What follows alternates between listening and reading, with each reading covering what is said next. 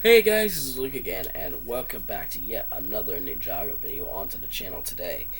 Now, this video is going to be not Season 13 related, because I pretty much ran the barrel of Season 13 related content. But pretty much, there has been kind of an issue for the new Ninjago. I mean, obviously, new Ninjago has its issues.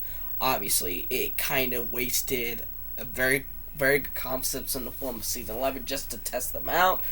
Doesn't make sense, but okay. But that's not what I'm here to talk about.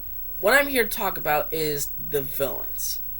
The newer the villains of New Ninjago don't really have enough depth to them, and just overall just don't really seem aren't as well written as villains such as Garmadon or Moro. Why is that, though? Why is that they aren't as interesting as those types of villains? Why? Well, I'm going to see if I can try and answer this question. Why do I think Garmadon and Moro were written so beautifully? Well, Garmadon kind of has an advantage where he's been in multiple seasons. Therefore, he has multiple waves of development. Whereas Moro, yes, he had a 45-minute special to develop around his face turn, but before that, he only had one season. So it is possible to develop a legendary villain in one season, in just one appearance. It's definitely possible. But it's just not working right now. Why is that the case? Well, let's look at Aspira. A lot of people say she's one of the worst villains in Ninjago history, simply due to her screaming, "Revenge! The treacherous deceiver!" And, yeah, a lot of people are getting annoyed by that, and pretty much ignored pretty much her character development. I do think her character could have been written a lot better, but due to the part that the season she was in was a test season, and she was the second female main villain after a very successful first in the form of Harumi. She just kind of failed to live up to the expectation of Harumi. A lot of people, I think, kind of expected too high out of Aspira, but in the end, she was just kind of an underwhelming letdown.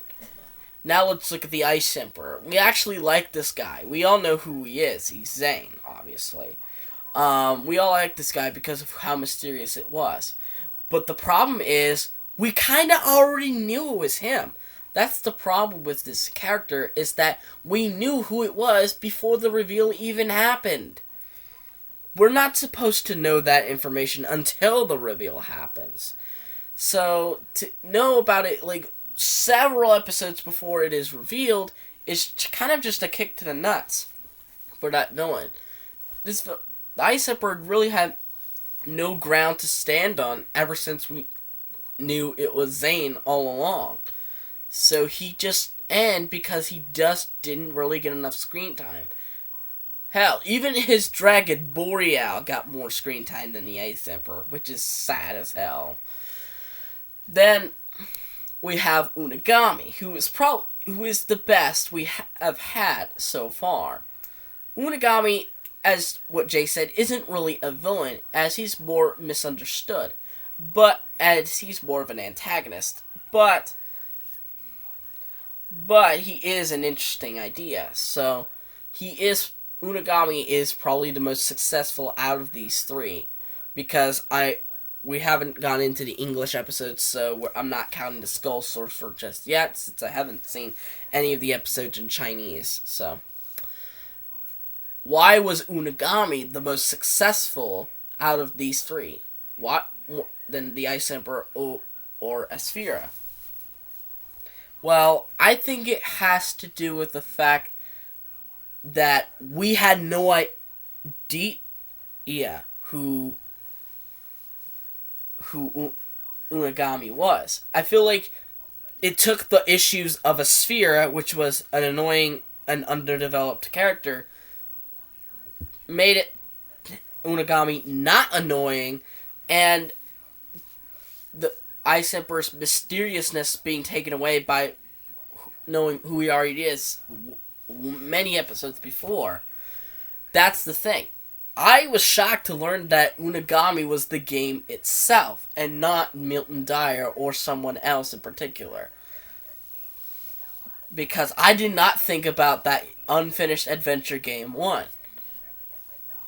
I thought that was a very creative idea. And those ideas need to be utilized more often. So, the newer Ninjago villains aren't bad, per se. They just haven't really lived up to the success of the older villains. Due to the fact that I think the writing isn't the best. Because remember, Garmadon and Moro were both written by the Hageman brothers, while the others that I said, Aspira, Ice Emperor, and Unagami, were mostly written by Breaky Shoot.